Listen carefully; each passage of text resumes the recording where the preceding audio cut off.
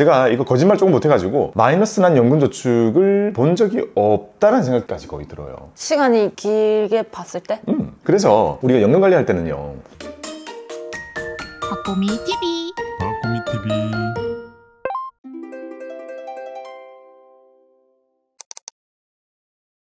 그럼 계속 이어가 보겠습니다. 투자금 월 50만원. 어떻게 하면 한 달에 50만원을 투자를 할 수 있을까요? 근데 30이나 50이나 여기도 마찬가지 아니에요? 네, 그런 것 같아요.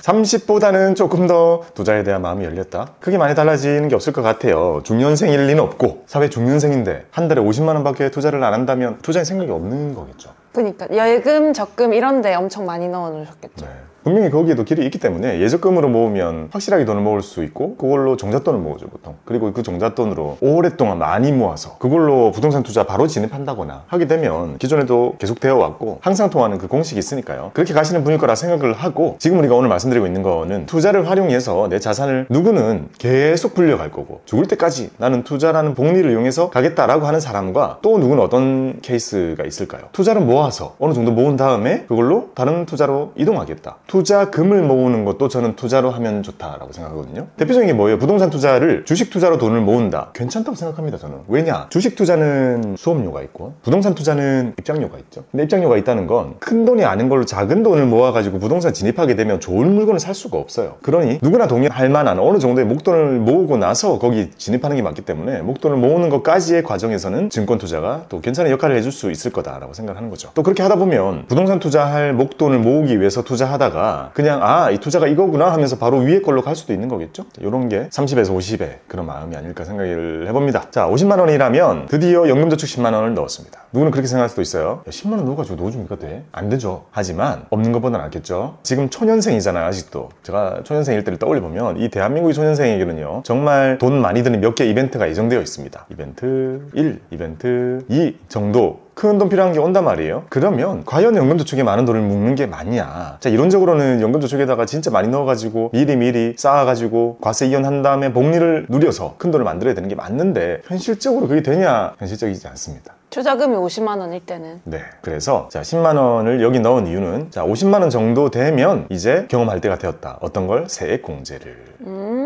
왜냐? 요 정도 되면 초년생인데 그래도 한 대리 정도? 제가 기억하는 대리쯤 됐을 때 세액공제의 파워를 제대로 한번 느꼈어요. 제가 그때 월급보다 많이 나왔었나 그래요. 연말정산의 결과가 13월에 월급. 그쵸. 저 한번 그때 받아봤던 기억이 있는데 그게 대리쯤이었던 걸로 기억합니다. 그래서 세액공제를 경험해보는 거고요. 여전히 이 사람은 초년생에 가깝고 목돈을 모아야 되고 목돈을 만든 거를 이벤트 때 써야 하기 때문에 ISA에 나머지 돈을 다 넣습니다. 그리고 투자는 아까 말씀드린 것처럼 하면 되겠죠. 모든 걸 할 수 있을 겁니다. 여전히 IRP는 언급조차 되지 않습니다. 왜냐? 여기는 완전히 묶이기 때문에. 걔님 투자 50만 원 할 때가 있었어요? 아니요. 예금만 하다가 코로나 터지고 나서 동합운동 참여하셨고, 그 후에 물리고 공부하고 바로 그 예금에 있던 거 일부를 165만 원씩 투자했어요. 매달 165? 네. 한 번에 왔군요. 이거 다 건너뛰었군요. 30, 50? 저도 약간 그랬던 케이스라서 50을 넣었던 적이 적은 없는 것 같은데. 초년생 때 제가 월급 250이 첫 월급으로 기억하고 있다 했잖아요. 251 때 정확히 딱 100대 가지고 투자했거든요. 투자를 했어요? 네. 예적금 없이? 저 입사하고 나서는 없어요. 그전에는 해본 적이 있긴 있는데 그전에 너무 작아서 의미 없었던 것 같고, 그 후에 이렇게 100씩을 투자했죠. 그리고 많이 날렸습니다. 날렸다. 테마주 했어요. 적립식으로 테마주를 샀어요? 적립이 되지는 않죠. 테마는 계속 바뀌니까.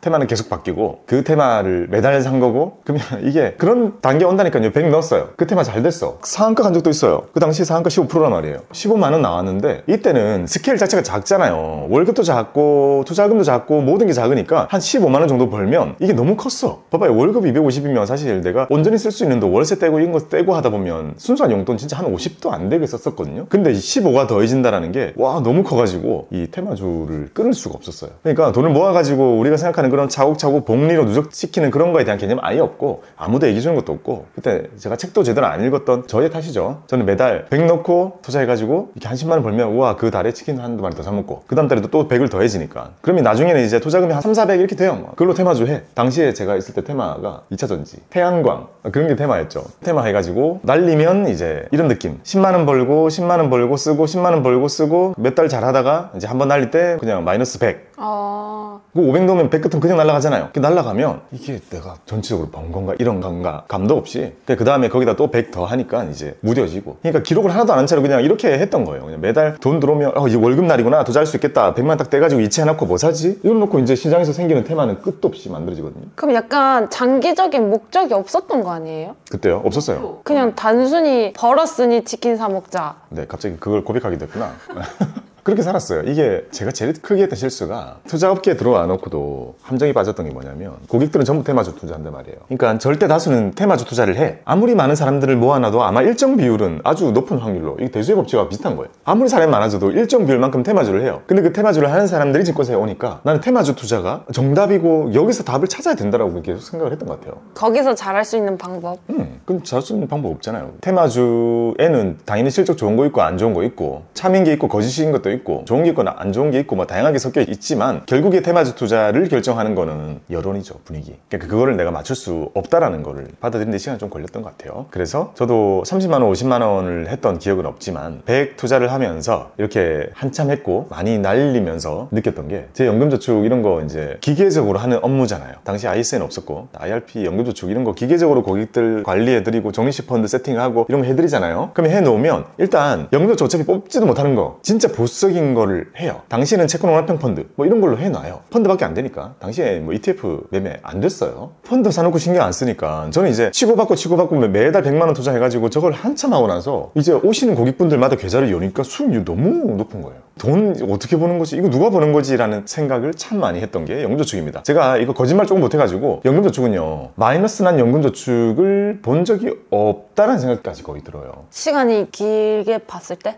어차피 못 뽑고 어차피 안 열어보잖아요. 그리고 적립하기 때문에 나중에 제가 퇴사할 때 즈음에 연금저축 살펴보고 했을 때 손실 난 거는 진짜 테마성 강한 거 있잖아요. 그런 거 일부를 제외하고는, 심지어 국장에 투자했던 것들도 전부 다 플러스였으니까, 그런 거 보면 우리가 노력으로 돈을 버는 것도 충분히 할 수 있죠. 할 수 있는데 그 투자는 여기는 안 맞는 것 같아. 만약에 예를 들어 올해 플러스 50% 났다, 별로라니까요. 이거 그렇게 좋지 않아. 왜냐, 이게 연속이 돼야 돼요. 만약에 다음 해에 0, 다음 해에 0 이렇게 되면 이게 그냥 다 희석돼서 없어지거든요. 근데 만약에 연금저축에 신경 안 쓰고 했는데 뭐 5% 났다, 괜찮아요. 그리고 그 다음에 2% 났다, 그럴 수 있죠. 그 다음 해에 뭐 한 7% 났다, 이 정도가 복리로 누적되는 게 훨씬 금액이 커요. 그래서 우리가 연금 관리할 때는요, 일시적으로 높은 수익률을 내는 것보다 작은 수익률 여러 번 나는 게, 꾸준히 나는 게 훨씬 좋다라고 얘기를 한단 말이죠. 그러니 이제 우리가 적극적인 투자, 다양한 투자, 뭐 테마적인 투자, 뭐 매크로를 잘 읽는 사람, 그런 투자는 딴 데서 하고, 연금저축만큼은요, 작게 하지만 확률 높게 플러스 값을 낼 수 있는 전략을 세팅해 두고 꾸준히 그 안에서 복리를 만들어 가면서 부으면서 모으는 게 제일 잘 어울립니다. 그러니까 봐봐요. 저도 그렇게 많은 사람들이랑 투자에 대해서 얘기도 하고 모여서 스터디도 하고 공부도 많이 하면서 연금저축에는 맨날 TDF 들어있고 무난하게 자산 배분해놓고 신경 안 쓰고, 그리고 뭐 VIP 펀드 그냥 사놓고 기다리고 이런 거 많이 하잖아요. 그 이유가 여기 안에서 일시적으로 고생 많이 해가지고 수익 많이 내봤자 이 수익률 떨어지는 거 걱정, 또는 올해 이렇게 올랐으면 내년에서는 이 섹터 수익 안 날 거 아니에요. 그럼 내년에 거 여기서는 뭐 해줘야 되지? 한 번 틀리면 안 되는데? 뭐 이런 생각을 하게 되니까, 그럴 바에는 세상과 약간 동떨어진 채로 낮은 플러스 수익률을 아주 높은 확률로 낼 수 있는 전략을 찾는 게 중요하죠. 그러면 여기서도 ISA에 40만 원 정도 투자한다는 거는 이전에 월 30만 원인 사람이 30만 원 전체 투자했던 거랑 비슷하게 구성을 하면 되겠네요. 그렇죠. 사실 살짝 증액하는 정도라서 달라지는 건 없을 것 같아요. 근데 이제 ISA에 40만 원을 넣었다는 것은 1년에 500만 원 정도 원금으로 모으겠다는 거고, 그리고 이게 최소 3년이기 때문에 원금 기준으로 미니멈 1,500, 5년 정도 하게 되면 이게 뭐 3,000돈 정도까지는 일단 만들어지는 계좌라고 볼 수 있는 거잖아요. 상당한 목돈이 만들어지는 거예요. 그러면 3년 또는 5년마다 만들어가지고 이 ISA 계좌는 해지를 한다고 했습니다. 자, 해지를 할 때 목돈이 나옵니다. 그 목돈은 작게는 1,500, 많게는 한 3,000이라는 돈 나올 거 아니에요? 나왔을 때 내 옆에 있는 누군가가 우리 이제 결혼을 하자. 그럼 이 돈을 써야겠죠. 결혼 됐으면 돼요. 근데 3년이 딱 지났습니다. 옆에 딱 봤는데 아무도 없어. 그러면 ISA 만기 자금을 뚝 떼가지고 연금저축에다가 엎어요. 그리고 ISA는 새로 만들어서 또 새로 적립을 취하겠죠. 또 3년 해요. 자, 3년 뒤에 목돈을 찾았어. 그 시점에 봤는데 앞으로 나는 목돈 쓸 일 당분 없을 것 같아. 옆에 아무도 없네? 그럼 또 연금저축에다 엎어요. 계속 그렇게 해가면 되겠죠. 저거 전부 다 엎어요? 아니요. 일부 엎고 어차피 엎을 수 있는, 전환할 수 있는 최대치가 3,000이거든요. 3,000. 근데 지금 목돈 전체가 3,000 정도일 테니까 이제 원하는 만큼 떼서 넣는 게 낫죠. 한 1,000 정도 이렇게 넣으면 되겠죠. 1,000 정도 넣으면 100만 원 세액공제 더 해줍니다. 그 애는. 이렇게 결론적으로 30이나 50이나 거의 똑같았다라고 했고요. 이제부터는 조금 달라지지 않을까 싶습니다. 자, 월 투자금 100입니다. 100만 원을 투자한다는 건 일단 제가 생각할 때는 진심이다. 이게 꽤 크죠. 월 100이면. 진짜 크죠. 예를 들어 300만 원인 사람에게 100은 와 여기에 걸었다. 그리고 대기업 다니면서 막 500을 버는 사람도 100을 넣는다는 거, 이거 생각보다 되게 큰 거예요. 이거 쉽지 않아. 왜냐? 대기업 다니는 사람들은 여기서 일단 한 마이너스 200 쓰거든요. 분위기가 있고 품위 유지를 위한 뭐 여러 가지 좀 있어요, 여기는. 저도 이거 겪어봤잖아요. 야, 500 벌면 야, 저쪽으로 한 300 할 수 있겠는데 생각했는데 절대 안 되더라고요, 이게. 그래서 100을 넣는다는 거는 투자 진심이다 라고 생각이 듭니다. 어떻게 하면 좋을까요? 짠! ISA에 80만 원, 그리고 연금저축에는 꼴락 20만 원입니다. 이거 이렇게 제가 계산해봤어요. 50만 원이면 연금저축 10만 원, 100만 원이면 연금저축 20만 원, 150만이면 연금저축 30만 원, 200 되는 순간 연금은 풀로 채우자. 바로 올라가네요? 네. 자, 이렇게 짜놨습니다. 50만 원이 투자금이 올라갈 때마다 연금저축에 10만 원씩 더 올리자. 왜냐? 아까 말씀드린 것처럼 여전히 ISA 만기될 때 이렇게 없는 게 3년에 한 번 이렇게 길을 열어주는 거잖아요. 근데 그 길이 아주 효율적이고 좋아요. 왜냐? 연금저축의 최고 단점은 뭐예요? 묶이는 거잖아요. 어쨌든 이리저리. 근데 ISA는 사실상 돈이 안 묶인단 말이에요. 근데 3년에 한 번씩 이 대문을 열어줘. 자, 오세요. 이렇게 넣을 수 있어. 안 묶이는 계좌에서 묶이는 계좌로 3년치를 한꺼번에 넣는다는 개념으로 넣어버리면 되잖아요. 그러니까 우리는 연금저축에 3년치 넣을 거를 ISA에 붓고 있다가 이 대문이 열릴 때 당장 목돈 쓸 일이 없겠는데 싶으면 이렇게 보낼 수 있는 너무 좋은 제도가 생겨있기 때문에 연금저축에 미리 너무 많이 넣을 필요는 없지 않나 라고 생각합니다. 그러면 이 80만 원은 자산 구성해야 되는 그런 것들이 달라지나요? 전략은 취향 따라 골라야겠죠? ISA는 어차피 국내 주식과 ETF 사실 텐데 어떤 투자할 수 있을까요? 만약에 미국 지수 하겠다. 그럼 S&P 500, 나스닥 100 있을 거고, 배당 투자하겠다. 그럼 플러스 고배당주 또는 미국 배당 다우존스, 가치 투자하겠다. 이런 가치 투자 공부해가지고 계속 적립식으로 사 모으면 되겠죠? 또는 가치 투자를 간접으로 하겠다. 그럼 베어피 펀드 사면 되죠? 그 다음에 자산 배분하겠다. 이러면 TDF로 사도 되고, 또는 ETF로 포트 짜가지고 투자해도 되죠? 80이면 모든 걸 할 수 있는 투자금이 됩니다. 그리고 80이 이게 약간 작은 듯 느낄 수 있으나 엄청 큰 돈이죠. 왜냐면 1년이면 이거 얼마죠? 1000만 원이잖아요. 정답 이런 느낌이네. 이게 1년에 순수하게 원금만 1000만 원인데 심지어 그게 적립식으로 들어가죠. 역사상 금융업계에서 존재하는 가장 좋다는 적립식의 이 리스크 관리 방법과 복리투자가 만나게 된다면 그건 1000만 원보다 훨씬 큰 돈이 되어서 안겨다 줄 겁니다. 그럼 약간 아까 말했다시피 예적금은 사람들이 생각보다 많이 하고 있다 했잖아요. 네. 그럼 그 비율을 줄이고 이쪽으로 넘어오는 방법을 그거 예금한테 이긴 적이 없어요. 예적금에게 이긴 적이 없습니다. 어떻게 하면 그걸 안 하게 할 수 있을까? 근데 투자로 입문하는 게 공부가 답이에요? 봐봐요. 투자는 공부로 정복하는 거는 불가능하고요. 옛날 최준철 대표님이 그런 말씀하셨어요. 투자라는 게 국영수가 아니라 예체능과 비슷하다라고 했어요. 즉 내가 배우는 거랑 연습이랑 병행되지 않으면 평생 우리가 악기 연주 방법을 이론만 배운 셈이 되는 거예요. 투자는 경험해보지 않으면 절대 배울 수 없는 그 벽이 존재한단 말이죠. 그러면 일단 예적금이 있습니다. 그 다음에 투자로 넘어올 때 제일 큰 허들이 자 여기이죠. 자 이걸 넘어왔습니다. 제일 처음 넘어왔을 때 저는 시드금리. 왜냐? 이거 예금 똑같잖아요 사실. 금리 더 높을 거고 그러면 금리만 높이자. 그래 왜냐 금액이 커지면 0.1도 차이가 크니까 CD 금리를 했더니 뭐 0.몇 프로 더 높더라. 이거 더 얻으려고 해보는 거예요. 그거 해보고 금리 괜찮네. 이거 해봤자 뭐 여기 3.2면 뭐 이게 3.4다 뭐 이런 정도의 차이일 거예요. 그 다음 넘어오면 채권 해보면 좋습니다. 아주 우량한 채권 또는 국채 또는 종합채권 ETF 그 정도만 사도 지금 우리가 기대하거나 얻을 수 있는 게 5% 정도까지 만들어 볼 수 있죠. 드디어 한 4에서 5의 수익률을 여기서 체험을 해보는 겁니다. 여기서는 플러스 원래 하던 것보다 1% 또는 2% 더 벌게 되니까 차이가 나게 됩니다. 그러다가 채권을 하고 나서 이제 배당주로 넘어와 봅니다. 배당주로 넘어와 보면 지금 5에서 7 정도의 다양한 수익률이 분포하고 있잖아요. 자, 그러면 이제 예전에 하던 것보다 이제 수익률이 2배를 바라볼 수 있게 되죠. 배당 투자는 너무 좋아요. 주식 자체가 이미 무겁기 때문에. 자, 여기서 더 넘어옵니다. 더 높일 수 있는 게 이제 리츠를 해보면 되겠죠. 그러니까 리츠는 아마 분포로 보면 6% 밑으로는 할 필요가 없을 거고 많게는 한 9 정도까지 분포가 돼 있을 것 같아요. 6에서 9 정도를 리츠로 경험을 해보는 거죠. 요거는 사람들이 조금 더 투자하기 편하죠. 왜냐? 부동산이니까. 실체가 있으니까 금리에 대한 이해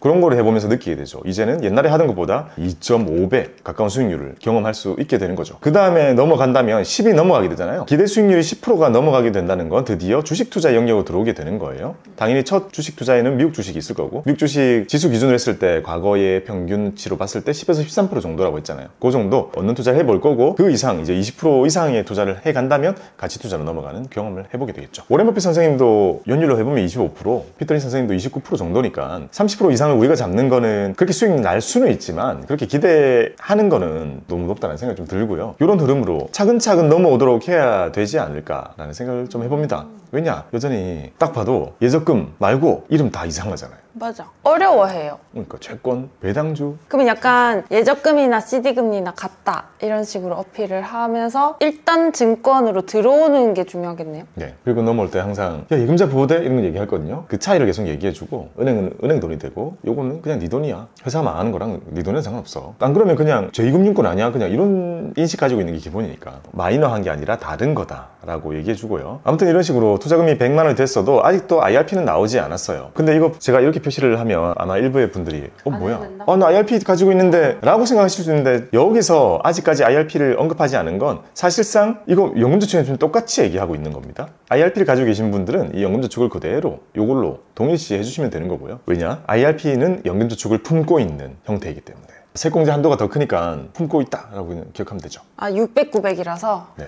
토탈 1800에 900이 IRP, 600이 연금저축이죠. 그리고 아직까지 IRP를 이렇게 등장시키지 않은 이유는요. 지금 보면 연금저축에 20만 원 넣고 있잖아요. 그러니까 IRP를 등장시키지 않은 거고 만약에 연금저축 말고 나는 IRP를 트겠습니다 하면 그냥 IRP에 20만 원 넣으면 되는 거예요. 자, 똑같습니다. 왜냐? 연금저축에 넣는 돈이 한 달에 50만 원을 넘지 않으면요. 지금 거의 이게 무차별이에요. 연금이나 IRP나. 어차피 50이 넘어가야 차이를 많이 이용할 수 있게 되고 실질적으로 세공제가 그때부터 생기는 거기 때문에 차이가 그 전까지는 그냥 똑같이 보셔도 됩니다. 이런 식으로 투자금 100만 원이라면 요렇게 진심으로 시작한 사람들 미국 주식을 모을 것인가 배당주를 할 것인가 가치 투자를 할 것인가 자산 배분을 할 것인가 요렇게 본격적으로 들어오신 분들은 이제 드디어 1000만 원이라는 돈을 투자로 모아가는 본격적인 투자를 진입하셨다라고 볼 수 있는 거죠. 1년에 1000씩 투자에 투여하는 거잖아요, 지금 저게. 그러니까 비중이 크죠. 그렇죠. 그러니까 1000만 원의 돈은 단순히 더 해서 만들기도 큰 돈인데. 근데 그럼에도 불구하고 사람들이 물어볼 만한 거는 그래도 야 80만 원으로 투자해가지고 야 얼마나 벌겠어 이런 얘기도 할 거고. 근데 이 시기에는 온전히 자기의 자산을 투자 쪽으로 이렇게 많이 넘긴다? 그러기 전까지는 연습의 과정이 필요하잖아요. 근데 연습 아까 30에서 50에서 맞춘 거 아닌가? 또 해요. 그럼 이거 차곡차곡 하는 거였어요? 그런 거구나. 한 방에 하는 사람도 있다고 생각했어요. 저도 165로 시작했잖아요. 아니 봐봐요. 월 100을 할 수 있어도 어차피 안 하는 사람들은 아까 30에서 50 그걸 보고 그대로 하겠죠. 그걸 해보면 아예 떠나거나 월 100으로 반드시 넘어올 거라고 생각합니다. 그 월 30씩 평생 붙지는 않을 텐데 점점 늘리겠죠. 그래서 넘어왔다고 가정한 겁니다. 의미는 100만 원이었습니다.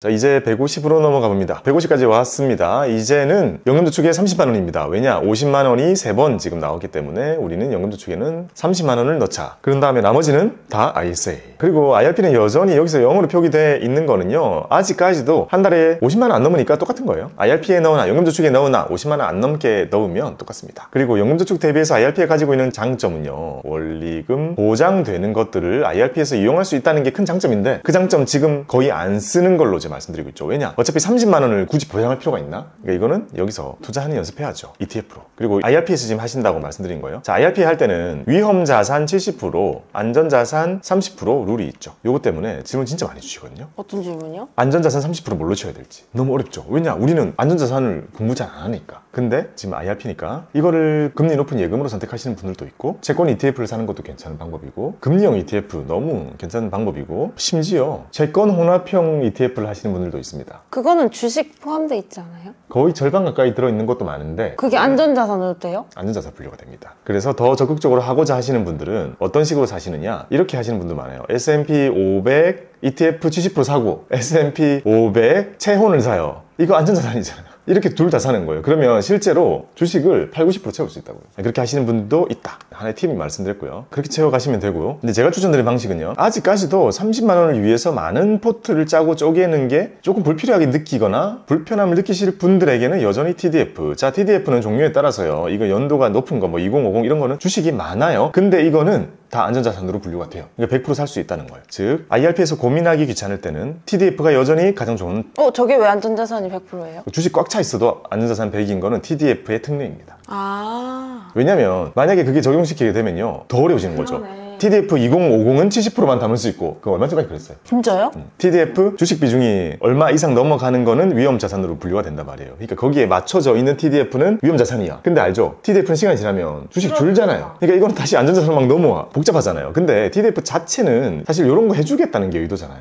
그러니까 얘만 그런 특혜를 준 거죠. 그래서 디테일하게 규정 같은 게 있어요. TDF의 주식 비중이 얼마 이상이어도 TDF 안전자산을 분류해준다 이런 게 있어가지고 다 거기 맞춰서 나옵니다. 그러니 하나만 담을 때는 TDF, 일단 대기할 때는 CD금리, 이렇게 나눠서 투자하겠다 할 때는 CD금리 넣고 ETF 담고, 더 공격적으로 하겠다 싶으면 위에 ETF 담고 밑에는 채혼, 자, 이런 방식으로 IRP 투자를 하게 됩니다. 그런 다음에 120만 원을 ISA 넣게 됩니다. 120만 원이면 1년에 대략 그냥 원금만 한 1,500 가까이 되는 그런 돈들이죠. 2년에 3천씩 모아지는 돈입니다. 원금 기준으로 거의 연에 1,440이잖아요. 자, 이거를 투자에 투입을 하는 경험을 여기서 하시게 될 거고, 자, 이거는 정말 중요한 큰 돈이 될 겁니다. 제 기억을 떠올려 보면 제가 초년생 때 120만 원 정도를 매달 주식을 살 때가 있었는데, 그때는 ISA가 없었으니까 일반 위탁 계좌에서 이만큼을 넣고 사잖아요. 단점이 있어. 어떤 심리적 장벽을 이겨내야 되느냐. 자, 1년 모았어요. 그러면 지금 1,500 들어갔잖아요, 거의. 그러면 주식이라는 건 생각보다 위로 변동소득 크고 아래에 변동소득 크잖아요. 이게 위로 가 있으면 엄청 많이 올라가 있어요. 만약에 3,000 가 있어. 그럼 여기에 내가 100을 넣는 게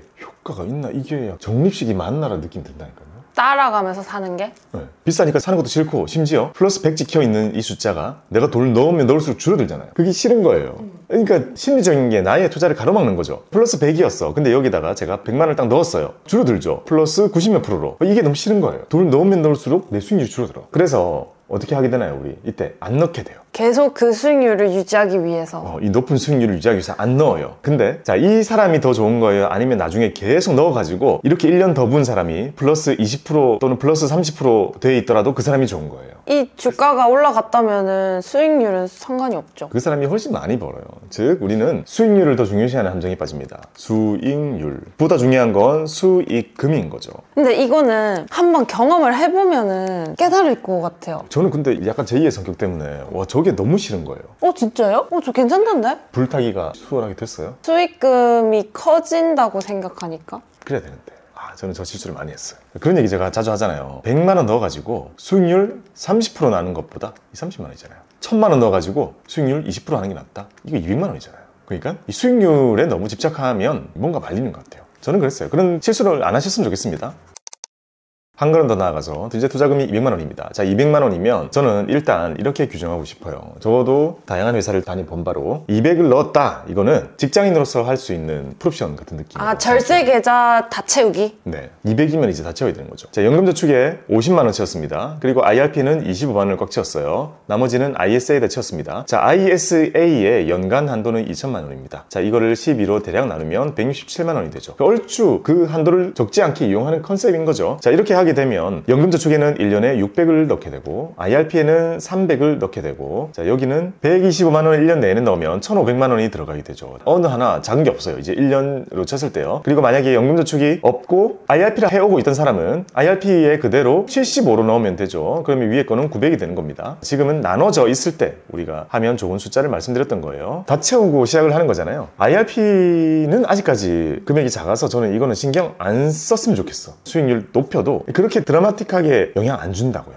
그래서 저는 여기는 하나만 담자. TDF 담거나 VIP 펀드 담거나 그런 거 해놓으면 되겠죠. VIP 펀드 담으려면 나머지 안전자산 채워야 되니까 CD금 내서 하면 되겠죠. 자, 이렇게 하나만 담고 신경 안 쓰는 쪽으로 하고요. 연금저축은 이제 신경 많이 써야 되죠. 이건 이제 1년에 600씩 들어가는 큰 계좌가 되니까 여기는 포트를 하나 짜주시고요. 참고로 여기서 포트 짤 때는 ETF로 짜는 거죠. 자, ISA는 다 되기 때문에 아까 또 말씀드린 투자해보기, 미국 주식 사거나 배당주 사거나 가치투자 하거나 자산 배분하거나 여기서 본인이 생각하는 그런 투자를 125만 원을 오롯이 사용해가지고 실행을 해주는 거죠. 자, 이 계좌 안에서 여러 개의 전략을 나누어서 쓰는 거는 반대입니다. 왜냐? 신경 써야 될 계좌가 이미 늘어나고 있어. 여기서도 포트 짜가지고 자산 배분하면서 한쪽에 배당주 같이 모으고 복잡해지니까 웬만하면 계좌당 전략 하나 1인 1치킨 이런 느낌? 1계좌 1전략으로 세팅을 해주시는 게 좋을 것 같습니다. 근데 한 계좌 안에서 여러 전략을 쓴다는 게 뭔 말이에요? 지금 이런 계좌는 괜찮은데 욕심이 생깁니다. 이게 저도 또 많이 했던 실수인데 후회하는 것 중에 하나인데요. 예를 들어 가치 투자를 하고 있어요. 성장주가 올라가는 것에 대해서 박탈감은 느끼지 않아요. 거기에 대해서는 포모가 전혀 없어요. 나는 저 투자는 어차피 내가 추구하는 것도 아니고 내가 다시 돌아간다 해도 저건 안 샀을 거기 때문에 그게 올라가는 거에 전혀 그런 영향을 안 받는데, 배당주 안 산 거에 대해서는 배당주 포모 좀 많이 느껴요. 가치 투자할 때마다. 아, 가치 투자는 기다림의 시간이 좀 많이 필요하니까? 네. 그리고 목돈으로 하잖아요. 그러면 목돈으로 단기적으로 현금 흐름 없이 가치 투자하면 현금은 별로 안 나오잖아요. 거의 막 3년 이렇게 쥐고 있어요. 그러면 저 돈을 배당주에 넣어 놓았었다면 현금 흐름이 많이 나왔을 텐데, 배당주 자체는 제가 추구하는 투자다 보니까 이 두 개에 대해서는 상대적인 포모를 좀 느낍니다. 그래가지고 옛날에 제가 했던 실수 중에, 그때는 ISN 아니었는데 제가 위탁 계좌 했어요. 계좌 하나가 있어. 그리고 가치 투자를 했어요. 많이 샀어요. 많이 하락하네. 계속 매달 사가지고 무한 물타기를 하고 있어요. 기간이 길었어요. 너무 커졌어. 이게 커지니까 갑자기 배당주에 대한 욕심이 확 살아나서, 이거 더 걸릴 것 같은데 이걸 배당주에 넣어 놓으면 지금 매달 나오는 게 이게 얼마야? 라는 생각이 들어가지고 이걸 반을 뚝 잘랐어요. 목돈을 반을요? 네. 그래서 배당주를 넣었다? 네. 요만큼은 나 진짜 후회 안 할 것 같아 라는 생각을 하면서 이거만큼을 배당주에다 넣고요. 배당 나오는 걸로 여기 그냥 엎어주자. 그러면 자동으로 여기도 물타기가 되니까 라고 생각한 거예요. 그렇게 해가지고 배당주를 사고 몇 달 했어요. 괜찮네? 상당히 배당 많이 나오고 여기도 엎어주니까 이제 자동 물타기도 막 되네. 그리고 얼마 지나지 않아 이 가치주는 저평가가 해소되더라고요.